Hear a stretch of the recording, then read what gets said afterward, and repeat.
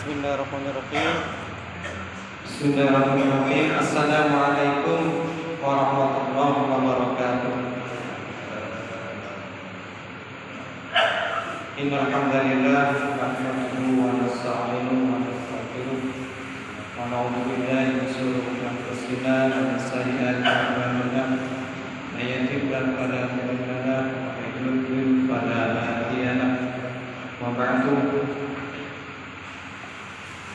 Para bapak, para ibu, jamaah sholat maghrib yang kula muliakan. Ngapunten kula kok lengaten nginggil ngeten iki nggih. Nyuwun sewu nggih. Wonten apa nggih? Nggih, kesibukan kula yang dhuwur nggih pantes.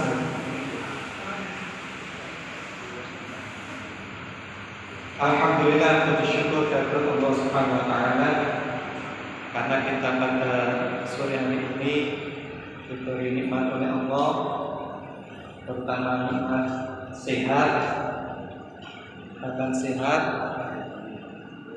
kaki buat jalan yang enak, tangan buat makan, buat aktivitas di kecok, mulut buat ngomong Eco buat makan game, Eco memang mulut kita ini sariawan buat mawon game pun, namun musik nih, alhamdulillah benar sariawan, ibu juling kita saya, ibu stoyo merupakan nikmat Allah, sing perlu kita syukur. Kata-kata kita niki ngangge nikmat niku nggih rupa duwe. Ini boten dapat duwe koyo-koyo apa boten kei nikmat. Padahal betapa banyak orang yang uangnya banyak, mobilnya mewah, rumahnya mewah, tetapi yang baik nggih ditaker. Makane gitu taker. Tak cincin cilik, boten asal kopi, ngombe kopi manis boten asal, teh manis boten asal. Nah, ini kata-kata itu tadi Allah Subhanahu wa taala memberikan jatah kepada hamba.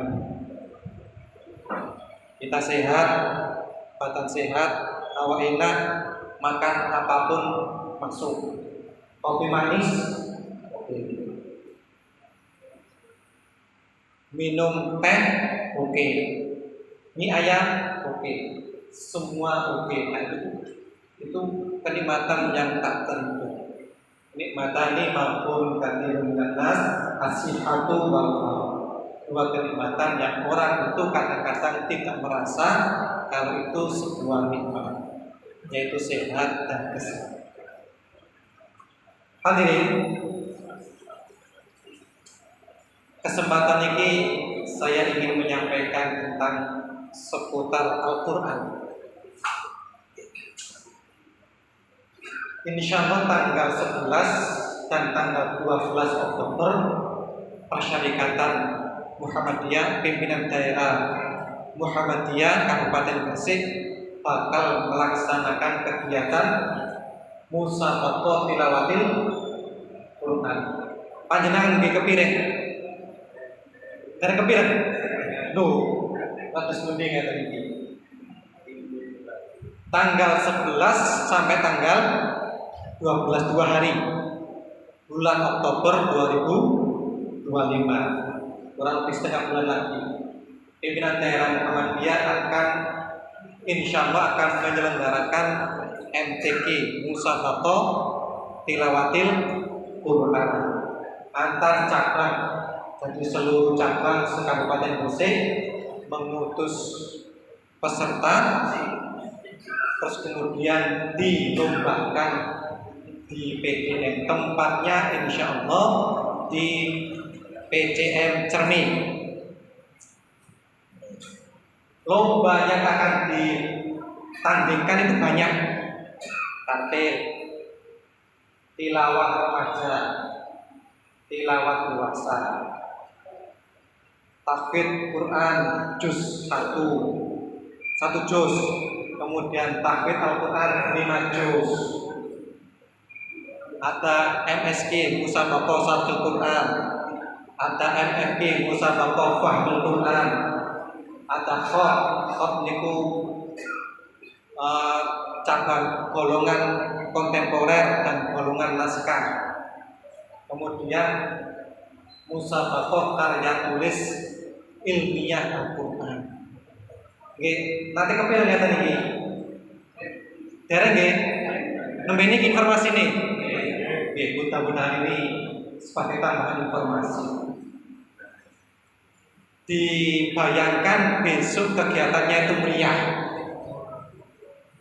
Insya Allah meriah. Anggarannya lumayan. Nggih. Kalau wingi nggih hitung-hitung di atas 300 juta anggarannya. Rencana ini pun pembukaannya sing buka insyaallah bupati. Dibuka malam hari terus cek rame niku nggih enten rambene nggih enten kembang api nih. Kados tahun baru niku lho, glor ngoten. Kersane rame. Kersane rame. Niku sedoyo pimpinan daerah Muhammadiyah laksanakan ikut dalam rangka memotivasi, memberikan dorongan supaya warga persyarikatan Muhammadiyah ini menghormati dan memuliakan Al-Quran. Dengan dilombakan itu harapannya warga persyarikatan kemudian mau belajar Al-Quran. Kalau selama ini Muhammadiyah itu terkenal dengan perguruan tingginya, sekolahnya, rumah sakitnya. Nah, ini perlu ditambahi, yaitu kita juga harus ngopeni Al-Quran. Hadiahnya lumayan, hadiahnya. Insya Allah konon katanya kabar-kabarin itu di enten voucher umroh. Voucher umroh. Lagi lumayan deh. Umpamanya oleh voucher 5 juta maka kembali sawi juta lumayan. Hadirin, ini perlu kita dorong.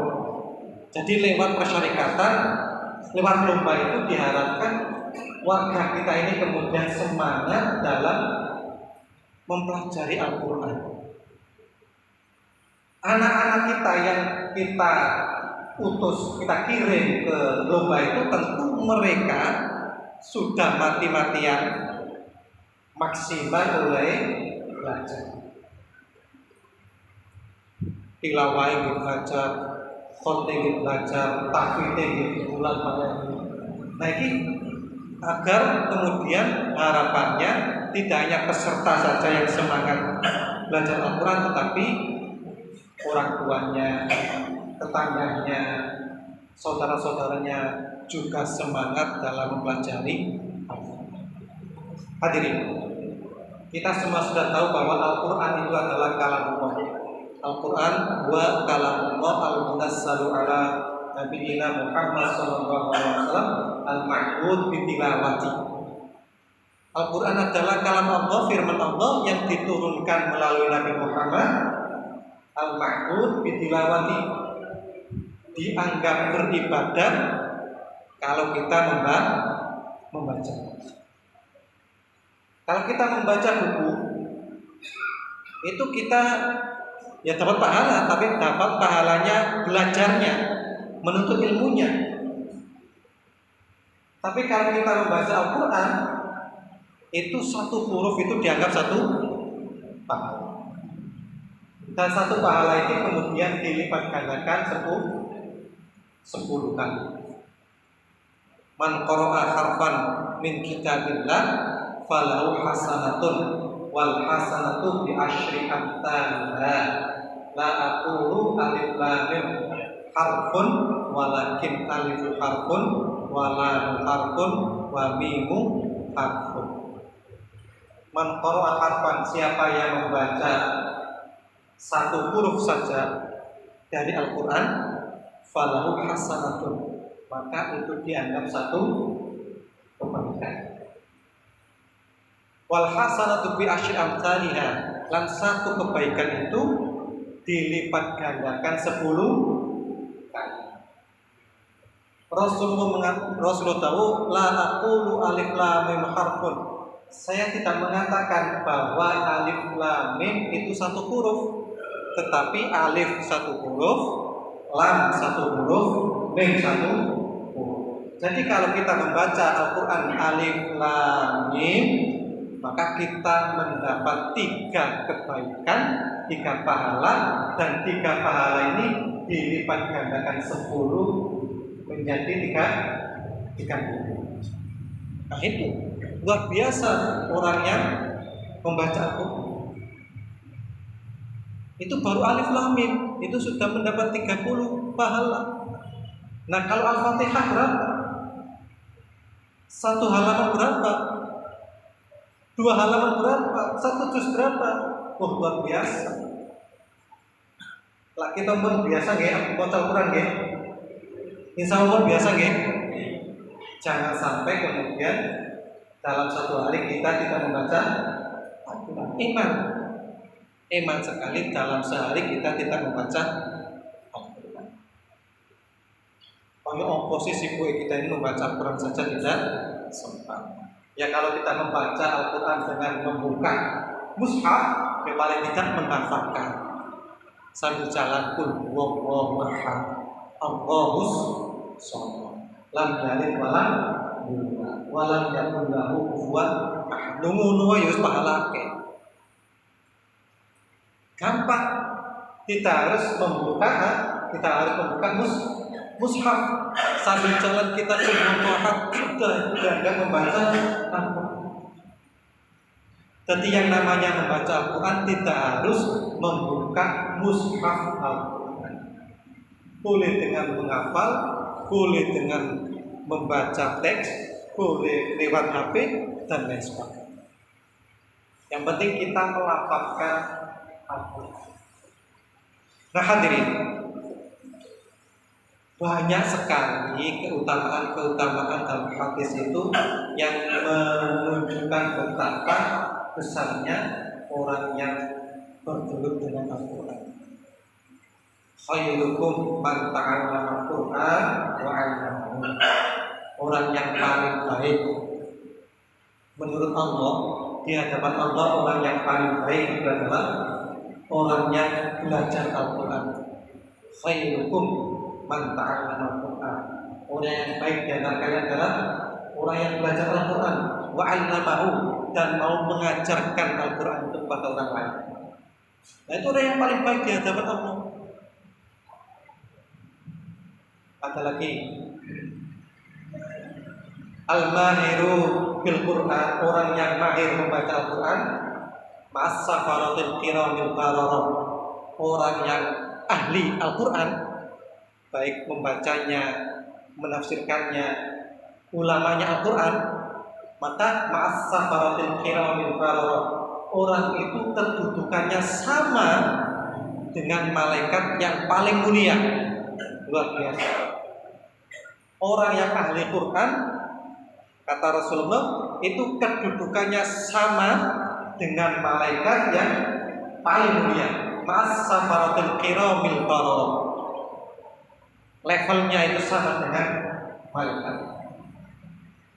Walladzi yaqra'ul Qur'an wa yatatahu fihi, dan orang yang membaca Al-Qur'an tetapi dia yatatak, gratul niku napa? Nggih, alif lam mim. Contoh ngoten gratul. Dalikal kitabu. Gratul. Wa yatatak, dan dia gratul maca Al-Qur'an. Wa huwa alai syaqun, dan dia itu berat membacanya, wabot, wangel. Apa itu angel? Abotnya itu karena lafalnya yang susah atau matanya yang kurang jelas, labur umpamanya. Wa huwa alai syaqun, berat, falau ajra, kata Rasulullah, maka dia mendapat 2 pahala. Pahala membacanya dan pahala berusaha belajar membacanya. Loh, gampang ini nunggal pahala Al-Quran ini. Kita gratul-gratul mau dapat pahala, mulia sekali. Ada lagi hadis, inna lillahi ahlina minan nas. Sesungguhnya Allah Subhanahu wa taala itu mempunyai keluarga minan nas, dari golongan manusia. Jadi di antara kita ini mungkin ada yang menjadi keluarganya Allah. Lalu para sahabat tanya, man hum ya Rasulullah? Siapa mereka itu ya Rasul? Siapa yang dianggap diaku oleh Allah sebagai keluarga itu? Dan ya kita terus diaku keluarga oleh Allah itu senengi kaya apa? Wong kita iki dianggap keluargae bupati mawon senenge wis ora dudu. Ngene mau mboten? Ke bupati, napa malih gubernur. Napa malih presiden. Umpamane diaku presiden, oh iki dulurku. Lah iya sing diaku dulure iki senenge kaya. Nah niki diaku oleh Allah. Diaku keluarga oleh Allah. Man hum ya Rasulullah? Siapa itu ya Rasul? Hum ahlul Quran, kata Rasulullah. Dialah itu ahli Quran. Hum ahlullah wa khassatuhu.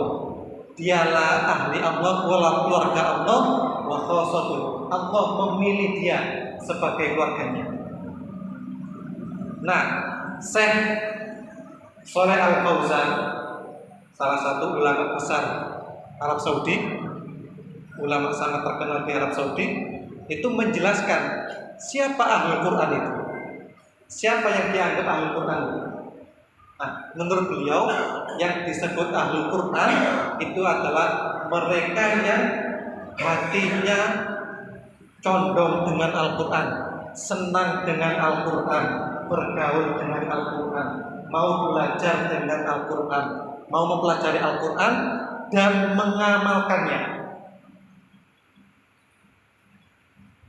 Tidak harus hafal 30 juz, kata Syekh Al-Fauzan, Shalih Al-Fauzan. Tidak harus hafal Al-Quran 30 juz. Dia mempelajarinya, hatinya condong dengan Al-Quran, mau kegiatan yang berkaitan dengan Al-Quran, ya, seperti tadi itu MTQ umpamanya. Terus kemudian dia tanya, apa kebutuhan MTQ, bagaimana saya bisa membantu. Hatinya senang ketika membantu kegiatan MTQ. Nah itu sama dengan hatinya condong. Atau ketika di sini ada TPA, TPI, kemudian dilihat TPA ini butuh apa nih? TPA butuh apa yang bisa saya bantu di TPA ini? Gurunya diperhatikan kesejahteraannya, Al-Qur'annya sudah ada apa enggak? Nah kalau kita mau merangkul seperti itu menurut Al-Fauzan, Shalih Al-Fauzan itu adalah ahli Quran. Jadi tidak harus hafal Quran 30 juz.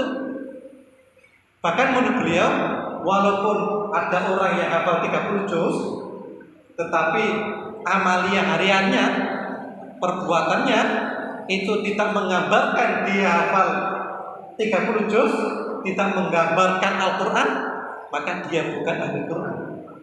Nah itu menurut Syekh Shalih Al-Fauzan. Nah, hadirin, kelihatannya tinggal kita mau apa enggak saja menjadi Al-Quran. Kalau hati kita condong dengan Al-Quran, mau merawat Al-Quran, mau merawat Al-Quran, mau memperhatikan Al-Quran, insya Allah kita akan dianggap oleh Allah sebagai ahli Quran.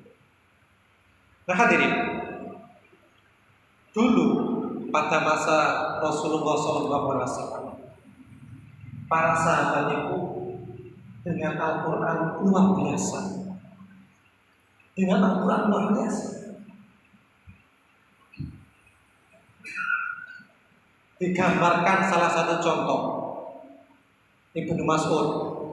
Ibnu Mas'ud itu orang yang kecil, krempeng, kurus, elek, dekil. Hanya kalau kita melihat status dia, hanya tukang angkut kambing. Itu pun kambingnya orang lain. Dia hanya buru angon tok. Tetapi dia dengan Al-Quran luar biasa. Suatu ketika saking semangatnya dengan Al-Quran, beliau ini kemudian membaca Al-Quran di tengah-tengah kaum kafir Quraisy di Ka'bah, sekeliling Ka'bah. Di situ kemudian Ibnu Mas'ud digepui, dipukul oleh kaum kafir Quraisy. Untungnya saat itu ada yang menolong sehingga selamat beliau. Tetapi sekujur tubuhnya berdarah gara-gara dipukuli oleh kaum kafir Quraisy. Tapi seperti itu dia nggak kapok, beliau nggak kapok. Suatu saat pengen lagi seperti itu. Tapi kemudian dicegah oleh sahabat-sahabat yang jangan, nanti kamu bisa meninggal. Digandoli. Oh, itu saking semangatnya. Umar bin Khattab ketika beliau sudah masuk Islam, beliau itu kemudian terus menerus belajar Al-Quran dengan Rasulullah. Beliau dengan ulama Rasulullah akan jauh. Maka Umar bin Khattab ini kemudian menjadwal bergantian dengan tetangganya. Tonggoku, ayo jadwal giliran belajar karo Rasulullah. Hari ini saya yang berangkat belajar ke Rasulullah. Setelah berangkat pulang, nanti ilmu yang saya dapat tak ajaran nang awakmu. Besok ayo buktian. Besok awak mesti berangkat. Ngolet ilmu ke Rasul, aku ajari. Nah itu Umar, dan itu sekali. Kenapa demikian? Supaya Umar masih tetap bisa bekerja. Di lain sisi, jangan sampai kemudian terlewatkan belajar Al-Quran. Maka kemudian dijadwal. Hari ini waktunya Umar berangkat ke Rasulullah belajar. Besoknya lagi gantian tetangganya yang berangkat. Nah, terus begitu. Dan para sahabat Rasul itu belajar Al-Quran itu 10 ayat dulu dipelajari. Setelah memahami, benar-benar memahami, kemudian mengamalkan, baru meningkat 10 ayat lagi. Nah seperti itu, pelan-pelan, tapi benar-benar mantap, benar-benar diamalkan. Nah itu para sahabat Nabi. Nah hadirin, setiap hari, setiap malam itu digambarkan dalam hadis. Itu suara sahabat membaca Al-Quran itu seperti tawon yang berdebyung. Kalau kayak tawon berterbangan kan suaranya. Setiap rumah itu membaca Al-Quran. Dan jangan dibayangkan seperti sekarang ini yang lampunya terang. Dulu itu nggak ada lampu, gelap gulita.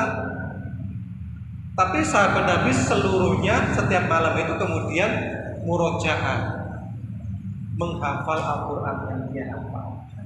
Itu sudah banyak. Sehingga saking banyak yang membaca Al-Quran itu suaranya seperti tawon pembenung.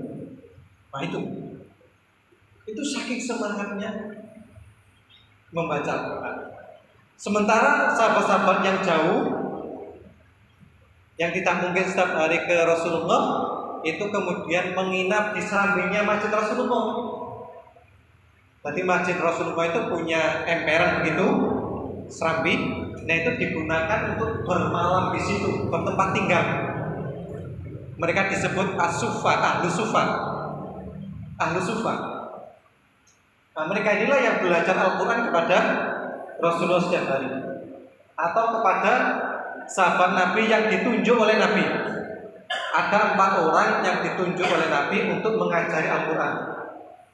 Khudhu Al-Quran, kata Rasulullah, ambil, belajarlah Al-Quran itu kepada 4 orang. Siapa itu? Yang pertama Ibnu Mas'ud. Min Ibni Mas'ud, kata Rasulullah. Yang kedua kepada Mu'adz bin Jabal. Yang ketiga kepada Ubay bin Sa'ad, Ubay bin Ka'ab. Yang keempat adalah Salim, seorang mantan budak dari Abu Huzaimah. 4 orang ini yang ditunjuk oleh Rasulullah untuk mengajari Al-Quran ketika Rasulullah tidak ada.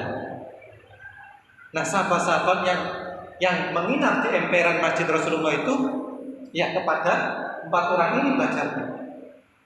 Suatu ketika ada sahabat yang jauh itu pengen belajar, lalu ditunjukkan, tanya mana guru yang saya bisa belajar. Lalu ditunjukkanlah kepada Ibnu Mas'ud.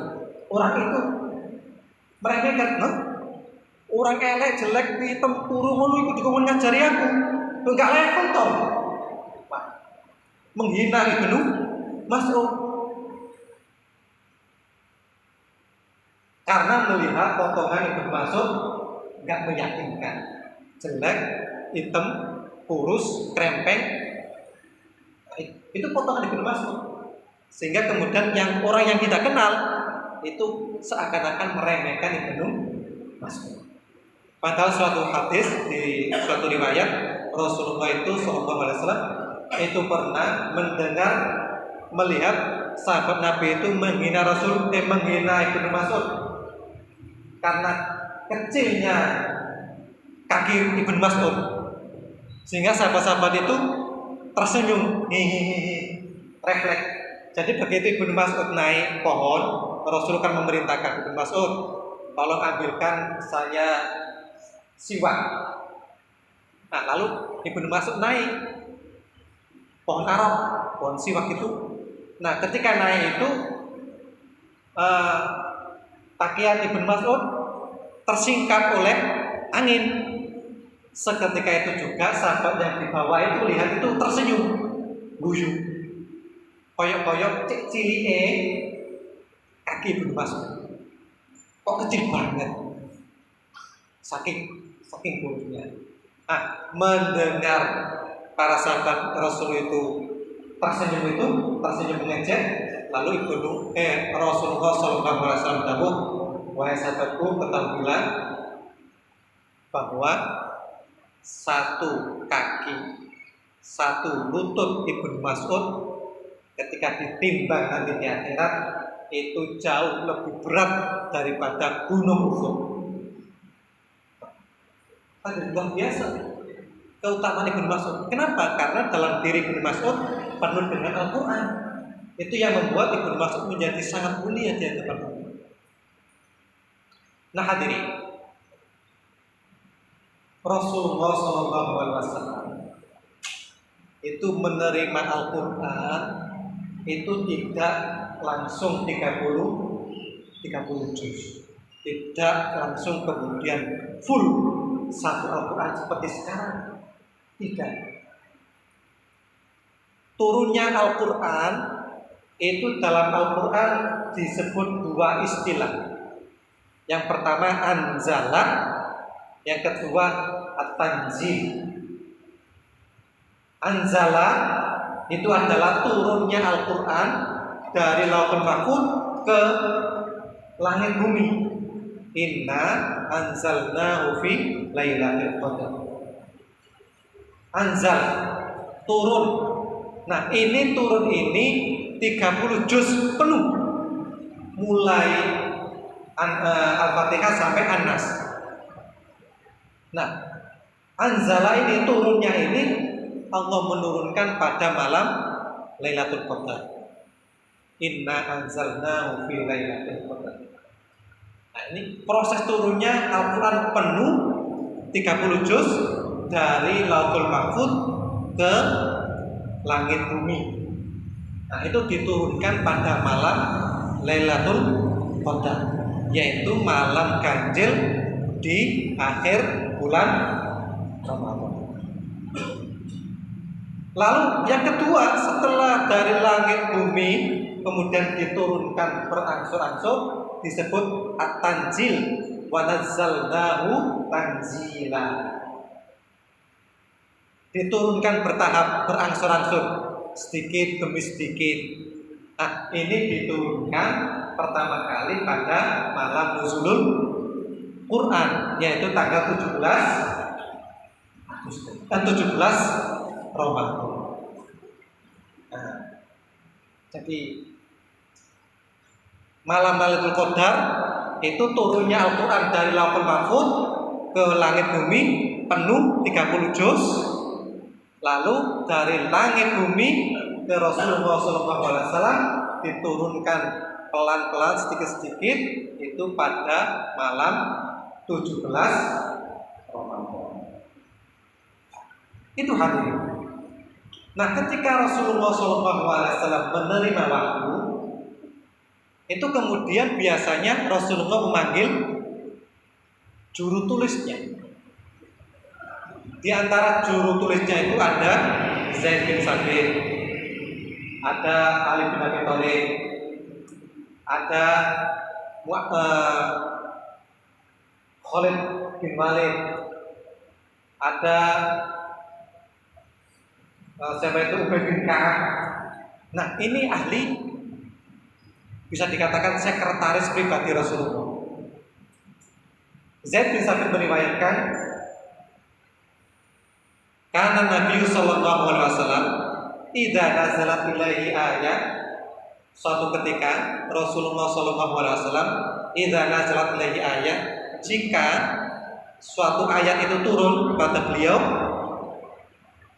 da'a ahada man kataba, kemudian Rasulullah itu memanggil Zaid sini, Zaid sini, memanggil salah satu ahada man kataba, salah satu ahli tulis wahyunya, di antaranya Zaid. Sumakal, kemudian Rasulullah dawuh, da'u hadil ayat fis surah, taruh ayat ini di surat ini, yudhkar fiha kadza wa kadza, bacanya ini. Jadi ketika wahyu itu turun, itu kemudian Rasulullah memanggil sahabatnya yang ahli tulis itu, biasanya Zaid. Kemudian Zaid diperintahkan, Zaid, ada ayat turun, taruh ayat ini di surat ini. Setelah bunyinya ayat ini, ayat nomor ini, letaknya di sini. Jadi hadirin, urut-urutan Al-Quran itu sudah sesuai apa yang diajarkan oleh Rasulullah SAW melalui bentuk bimbingan malaikat Jibril. Jadi tidak kemudian urut begitu, enggak.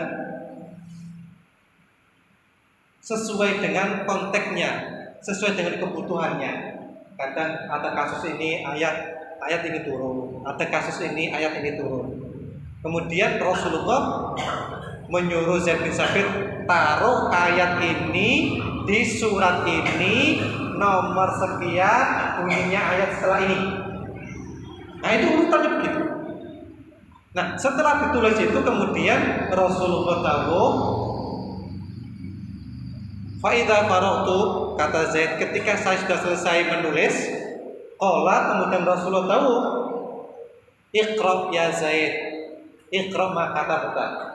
Wahai Zaid, baca ayat yang sudah kamu tulis tadi. Lalu dibacalah ayat itu oleh Zaid. Ketika ada yang salah dibenarkan oleh Rasulullah, ketika ada yang kurang dilengkapi oleh Rasulullah. Sehingga Al-Quran itu tidak mungkin ada yang salah. Dan setiap tahun Rasulullah SAW itu didatangi oleh malaikat tadarus. Biasanya pada Ramadan itu malaikat datang, kemudian Rasulullah dicek hafalannya oleh malaikat.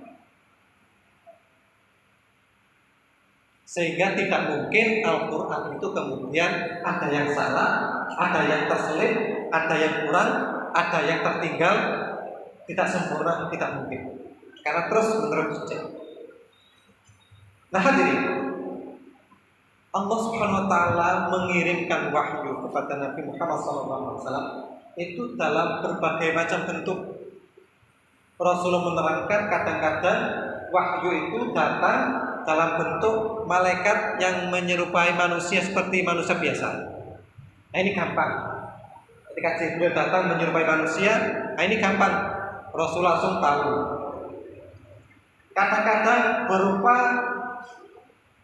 lonceng berbunyi sangat keras, dan ini yang paling berat untuk Rasulullah. Kadang-kadang kemudian berbentuk mimpi. Kadang-kadang tiba-tiba Al-Quran itu kemudian masuk ke hati Rasulullah.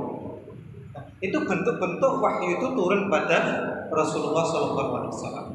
Dan yang paling berat menurut Rasulullah itu adalah wahyu dalam bentuk lonceng yang berbunyi. Kalau wahyu datang dalam bentuk lonceng yang berbunyi, itu biasanya Rasulullah pingsan, lalu keringatnya keluar. Walaupun dalam kondisi cuaca sangat dingin, itu keringatnya Rasulullah itu keluar. Nah, setelah pingsan, kemudian Rasulullah siuman, bangun, kemudian Rasulullah paham bahwa tadi Al-Quran turun kepada beliau, dan lalu Zaid dipakai. Zaid sini, Al-Quran datang. Nah, itu hadirin. Jadi proses Al-Quran ini sangat rumit. Dan yang menarik, Zaid bin Sabit saat itu masih sangat muda. Rasulullah SAW mengangkat Zaid jadi sekretaris penulis wahyu itu mulai Zaid usia 13 tahun.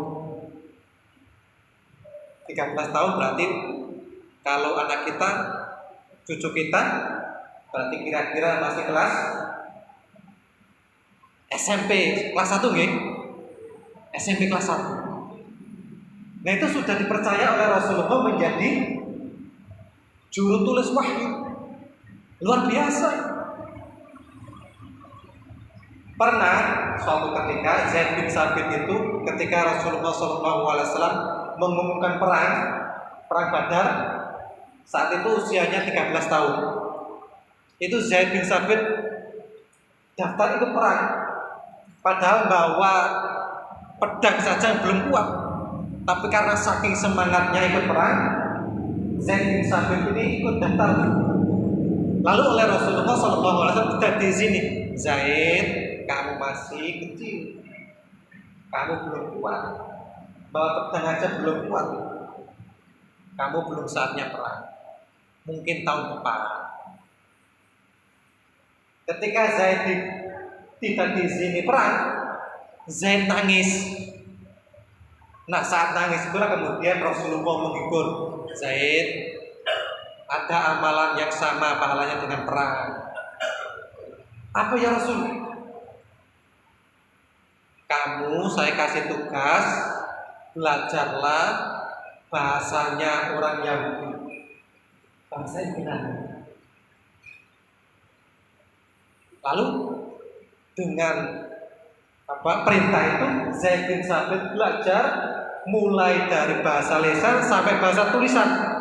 Dipelajari oleh Zaid bahasa Ibrani itu hanya dalam waktu 17 hari saja. Luar biasa, menunjukkan betapa cerdasnya Zaid bin Sabit. Hanya dalam waktu 17 hari saja Zaid bin Sabit mampu menguasai bahasa Ibrani, bahasa orang Yahudi, baik bahasa tulisan maupun lisan. Pulau ngoten nggih.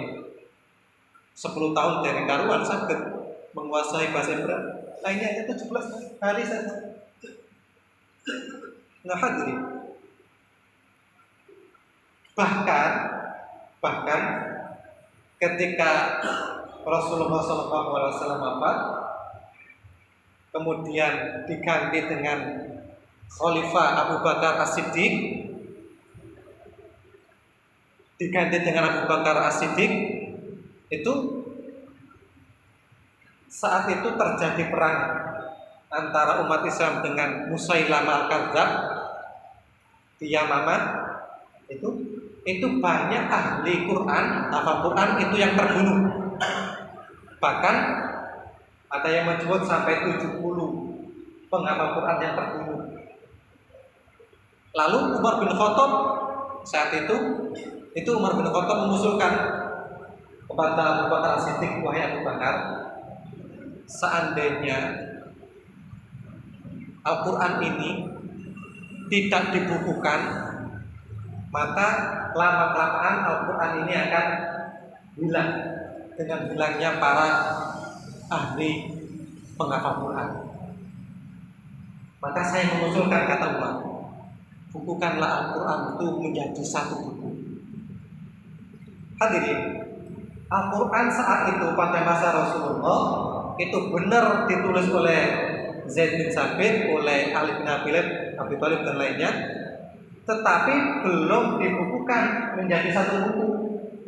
Dan saat itu ditulis di berbagai macam bentuk, ada yang di batu, ada yang di pelepah kurma, ada yang di tulang-tulang, bermacam-macam. Pokoknya ketemu nih, ketika Rasulullah minta Zaid bin Sabit nulis, kok di situ ada tulang, berarti di tulang itulah Zaid bin Sabit nulis. Sehingga tulisan Al-Quran itu berserakan di mana-mana, bermacam-macam. Nah, pada masa Abu Bakar, kemudian Umar bin Khattab mengusulkan, wahai Abu Bakar, kalau terjadi perang lagi, terus banyak ahli Quran yang meninggal, lama-kelamaan Al-Quran itu hilang, maka bukukan, jadikan Al-Quran itu satu buku. Hadirin, pada awalnya Abu Bakar tidak setuju, merasa itu bukan perintah Nabi. Nabi tidak pernah memerintahkan untuk menjadikan satu buku. Lalu terjadi perdebatan yang sangat sengit. Akhirnya Abu Bakar mengalah dan mengikuti usulan Umar bin Khattab. Nah, lalu Abu Bakar dan Umar bin Khattab kemudian berangkat kepada Zaid bin Sabit, ke rumahnya Zaid, ngomong, Zaid, kalau terjadi perang, lalu ahli Al-Quran itu banyak yang meninggal, wafat, maka lama-kelamaan Al-Quran itu hilang. Maka kamu, kata Abu Bakar, tak kasih tugas untuk menuliskan Al-Quran itu jadi satu buku. Zaid bilang, wahai Abu Bakar, wahai Khalifah, seandainya saya disuruh memikul, memanggul, memindahkan gunung, itu jauh lebih saya pilih daripada saya harus menulis Al-Quran dalam satu buku.